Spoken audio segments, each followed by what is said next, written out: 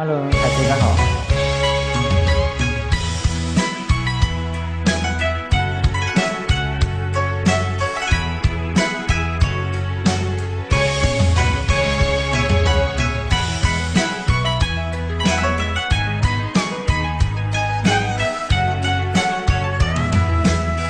Tu dịch sen in tu hè liền oi dịch li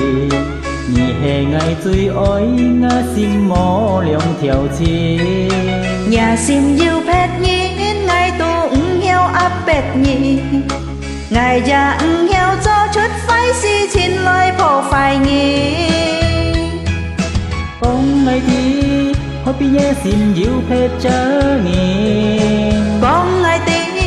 họ bị nhà sim yêu phết chả nhị họ bị hệ á nhông hình ngà sim bơi buồn nhị chú liêu nhị chú liêu nhị ngài già môi liền ôi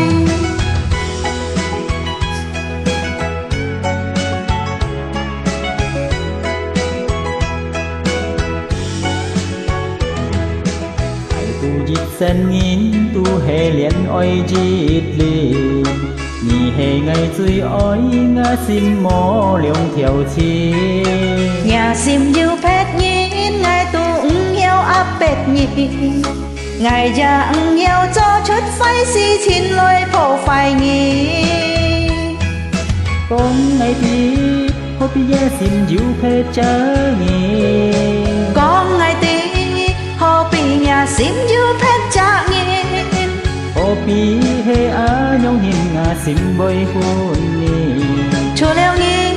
chú liêu nhị ngài già môi liền ôi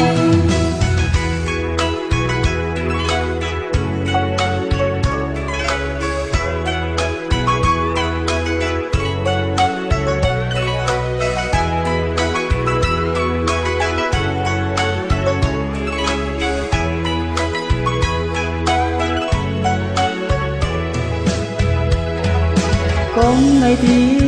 họ bị nhé xin yêu phết chớ nhị con ngài tí họ bị nhà sim yêu phết chả nhị họ bị hệ á nhông hình ngà sim bơi hôn nhị chú liêu nhị chú liêu nhị ngài già môi liền ôi